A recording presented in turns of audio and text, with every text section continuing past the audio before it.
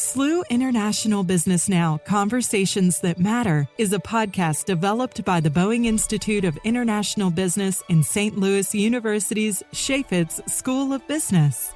Special thanks to founder Dr. Sung Kim for his grant to support the launch of this podcast. On December 4th, don't miss your chance to connect with the future of global agriculture at the 2024 Bear International Business Conference. You'll engage with agricultural technology leaders and explore St. Louis's ag-tech ecosystems. Our day kicks off with a morning panel featuring industry experts, followed by our keynote speaker. The afternoon offers a deep dive into ag-tech through roundtable discussions with local industry leaders. So mark your calendar, 8 a.m. December 4th, and join us in the Bush Student Center on the St. Louis University campus. Be part of the global conversation driving agricultural innovation. For details on the Bear International Business Conference, click the link in the show notes below. A warm welcome to our listeners from the St. Louis University Boeing Institute of International Business. I'm your host, Gene Cunningham, bringing you Conversations That Matter. For this episode, we're going to look at Climate LLC, a Bayer crop science subsidiary focused on digital farming and commercial ecosystems. Climate's high-tech products analyze weather, soil, and field data to help farmers improve their yield and profitability. With roots in the U.S., Bayer Crop Science has become a key player in the $200 billion global precision farming marketplace. My guest today is Dr. Jeremy Williams. Dr. Williams currently is the head of Bayer's Digital Farming Solutions, which includes Climate LLC. He leads a diverse multinational team focused on developing and deploying digital tools for future ag business applications. Jeremy, it's a pleasure to have you with us today. Thanks, Gene. It's good to be with you. To get us started, let's chat about the acquisition of Climate. This startup, formerly known as Weatherbill, was founded in 2006. It used weather and climate analytics to offer weather insurance to outdoor businesses and farmers. But by 2016, the company, now known as Climate, was preparing to launch a new suite of crop yield advisory tools when it was acquired by Monsanto. Jeremy, what was the Monsanto strategy behind the acquisition of this ag startup? Can you speak to some of the benefits and challenges that were presented during the acquisition? Yeah, so I was at Monsanto when the Climate acquisition happened in 2013.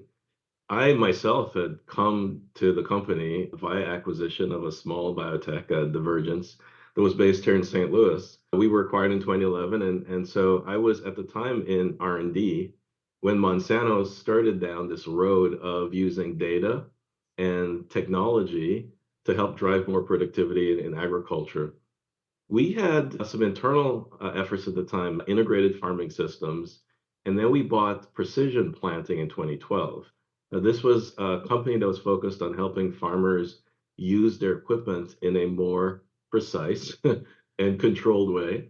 And then in 2013, we bought Climate, and that was sort of the other key building block that allowed us to now have this unit that would help us turn data science technology into recommendations that would help farmers drive more productivity. So in the early days, really, it was about coming together, bringing these assets together, figuring out the plan, figuring out the synergies. But the outcome of all of that work you can see today with the FieldView suite that we launched back then, that's now actually in 23 countries, over 250 million acres, that really helps farmers visualize their farming practices, get recommendations, and drive more productivity. So this acquisition was one of several that helped really build this precision farming division for Bayer. And at this point, this crop science group is really a leader in precision farming technology. Is that correct? That's correct. And, we serve farmers now all around the world. I mentioned the major digital platform, FieldView, is now in 23 countries. And this platform can be thought of as a way of helping farmers get more insights to their operations, from which they can then determine actions to drive more productivity. If you think about the Bayer business, right, it's a global business. So we have farmers that look like all facets of agriculture. We have farmers that are large scale farmers in the Americas. We've got mid-size operations in Western Europe, and then you've got the smallholder farmers in Asia. All of them want things that are slightly different from digital, but there's some commonalities. Things like, do I have enough insect pest pressure to use an insecticide? Is there any fungal disease developing in my operation? And what should I do about this? How is my crop developing? Are there parts of my operation that have higher productivity than others? These are all the kinds of things we can help them understand and then take more informed actions around. So the variety of the marketplace, because you are in 23 countries, presents some level of variation to what you have to do for this business side. It's certainly a dynamic market and must be very exciting with everything that's going on these days. Can you talk a little bit about your market strategies? Do you find that you have to have a variety of market strategies because of the different practices or the different regulations that you're facing? Yeah, that's a great question. I mean, as I sort of alluded to, the farming environment, the farming practices are highly dependent on the regions, the countries, the weather conditions, and so on. But there's some common themes, right? So the need to understand pest pressures, the need to control diseases, the need to understand the performance of your crop, the need to understand if there are different productivity attributes of the land that you farm. So those are some of the common themes that we address from a digital perspective. But to give you a sense of some of the unique business model sort of focus areas, let's take Europe as an example.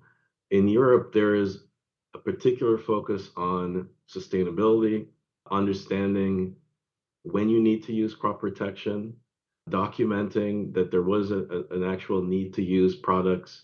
And in many cases, grocery chains in Europe want to understand, are there any residual residues, as they're called, from the use of those products, right? What are the levels? These are some of the areas that we are using digital technology to address, both helping farmers understand when to apply products, but then we have a program, for example, called ResiU that allows farmers to predict the levels of crop protection residues in their strawberries or tomatoes, which in turn allows them to market these things more effectively to grocery chains and other consumers. So that's a European example. If you think about Asia, smallholder farmers, lots of need for agronomic advice. But also in Asia, because of the complexity of the marketplaces, farmers often want to understand, when is the right time to market my product? Where should I market my product? So there's this sort of market linkage need that's a major focus for us from a digital perspective. And then the last one I'd give as an example would be in Brazil. As you no doubt know, there's a lot of interest in understanding that agriculture does not disrupt the rainforest, right? And so Brazilian farmers in particular are interested in technology that helps them document their practices so they can verify that they weren't farming land that came from the rainforest, right? So hopefully that gives our listeners a sense of the sort of unique needs that are being addressed with digital, but there are also some very common things that are true for farming wherever you are around the world. So, as you've described, you're working with the farmers, you're providing them tools and capabilities, but you've got such a diversity of size of farms, clearly even economic levels of the farms. Do you find yourself just working with the farmers, or are you also working with governmental organizations, NGOs, to try and introduce these practices or help the farmers afford these practices? Yeah, so we partner with a variety of organizations, but I would say the primary customer for us is the farmer.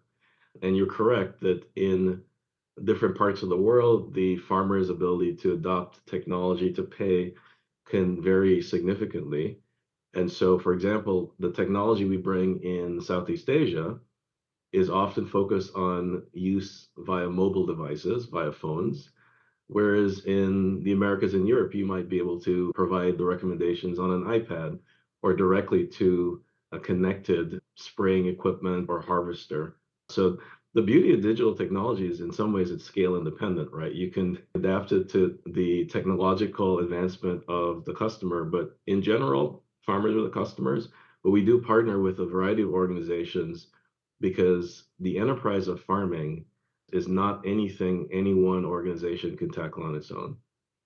So when you use the term partner, there's lots of different, I'll say, business applications of that, teaming, joint ventures, different ways to connect what you're doing with perhaps even other equipment or other services the farmers are using. Are those part of your strategy, or do those kind of evolve based on what you see in a particular marketplace? It is absolutely part of our strategy. And just to share one example with our listeners, we have a partnership with Microsoft that is focused on providing digital capabilities to enable other companies access agricultural data in a way that's more efficient. Agricultural data is often fragmented, can be hard to access, can be dirty, needing cleaning and structuring. And so we are providing this service as part of our joint venture, our partnership, that will allow other companies to essentially buy off-the-shelf technology to enable them to run their businesses more efficiently. So that is one example where the customer is actually not a farmer directly. It is another market participant in the agricultural space. But we believe this sort of partnership is really important. And what you're seeing increasingly on the digital side is what we've already been used to for physical innovation, where competitors are also collaborating. So in the physical side of agriculture, we've had lots of cross licensing of biotechnology, of crop chemistry, and this is also starting to happen on the digital side. So I guess we do have, what we call co-opetition very much in the digital side, but it's all aimed at tackling what is a very challenging market condition. The fact that agriculture is global, diverse, and with customers with very differentiated needs.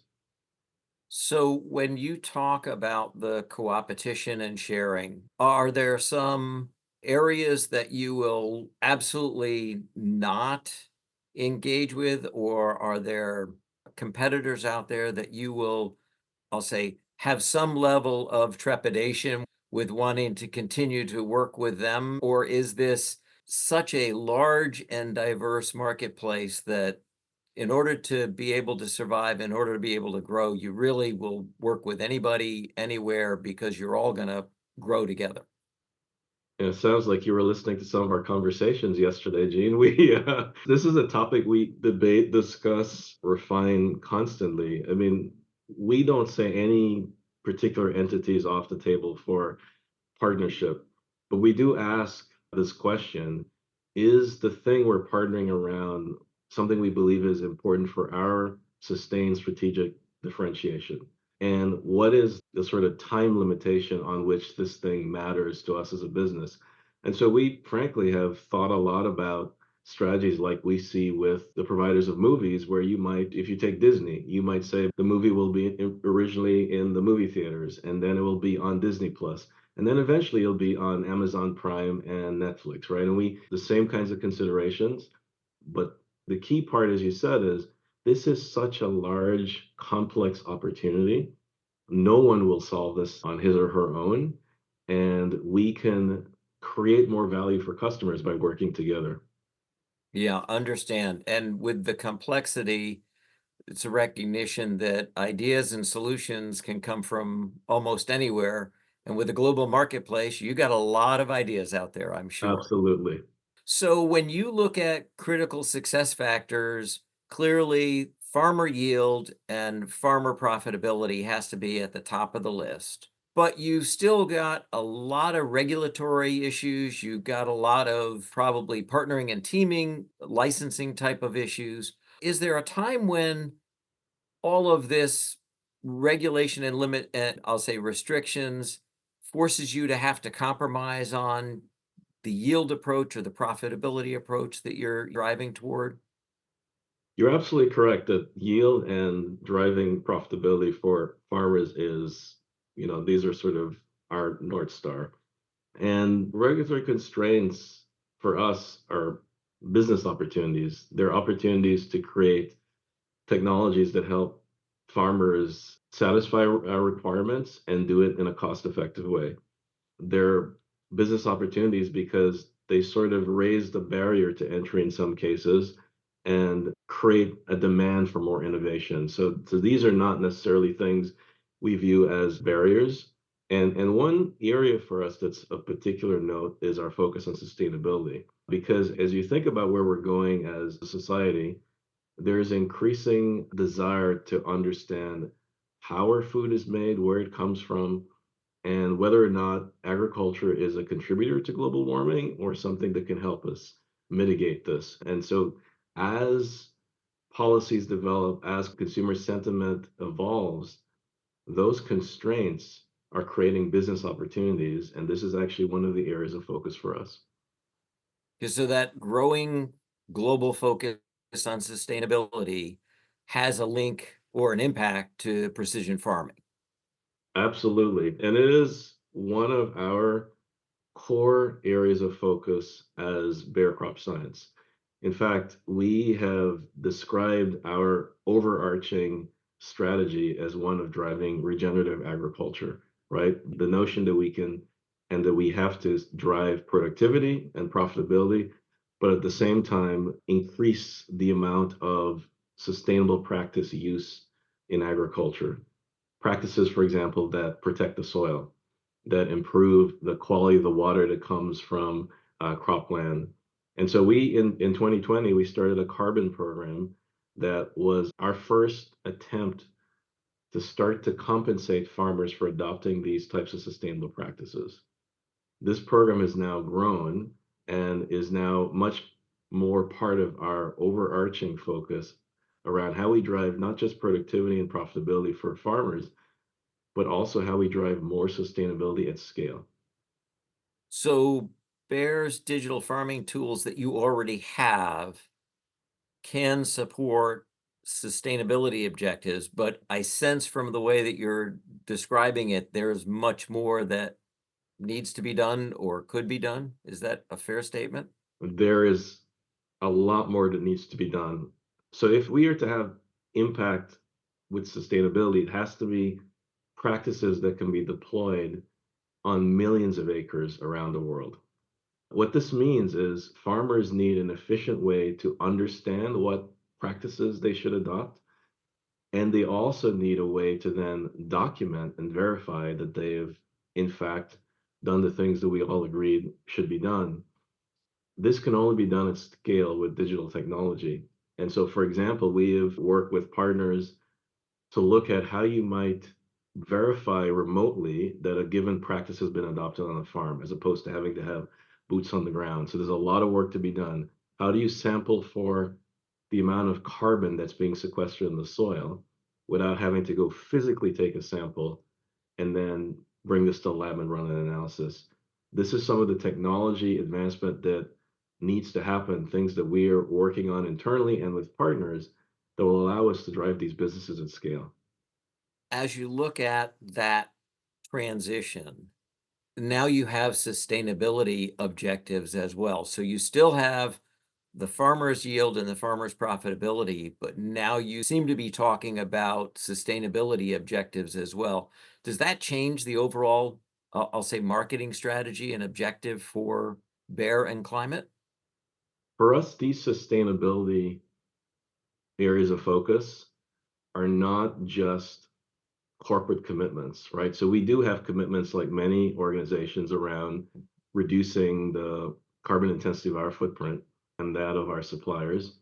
But this is about creating a business from adoption of sustainable practices at scale. And so it absolutely has changed our focus because we are thinking about how we create new business opportunities for farmers, for other participants in the agricultural sector, and for us that we believe also address really important societal challenges. And part of that, one element of that might be carbon sequestration activities. Is that Absolutely. fair? Yeah. Okay. Absolutely. I mean, another important one to think about is reducing the amount of water that's used in agriculture. So in India, for example, in the production of rice, conventional rice production involves flooding the paddy fields. We have a program there directed at converting rice production to what's called direct seeded rice. where you would actually plant into the field directly and use significantly less water. It also has an additional benefit that because you're not flooding the field, you'll have less degradation of plant material and other things in anaerobic conditions, so you'll produce less methane. So this is a very important thing from a carbon emissions perspective. But the other reason it's really attractive to folks in Southeast Asia is it requires a lot less labor. And they're experiencing people going to cities like everywhere else in the world. And so labor is a major constraint for many of these traditional farming practices. And so this is a win-win. And that's another example of an ecosystem business that is a priority for us that's actually adjacent to the carbon sequestration business. So this huge marketplace is very dynamically evolving as the sustainability goals get put into place. So this initial use of technology to help farmers improve yields and improve profitability, you see has a global implication in terms of the environment going forward to be able to actually perform a difference for the environment. Is that fair? Absolutely. Yep. Absolutely. This Yep. is not only a business opportunity in agriculture, but this is absolutely what's required if we are to meet some of the challenges we face as a society. And so again, this drives back to there'll be governmental, there'll be NGO involvement. You'll see this working at all levels, down to the individual farmer. And the beauty of this is we don't need to wait for regulation to get going. As companies, as governments adopt voluntary practices and recommendations, these businesses start to get incubated even now, and we can spend the time now further refining the technology so we can actually implement these at scale. Yeah. Well, Jeremy, this is absolutely fascinating. And the work that you all are doing clearly is important, not just from a business perspective, but the environment as well. Love to have you back to talk about some more of the regenerative farming, carbon sequestration, water use, those practices. But I think that's got to be another episode. Otherwise, we'll go on for several hours here. I'm sure there will be a lot of interest across our global audience.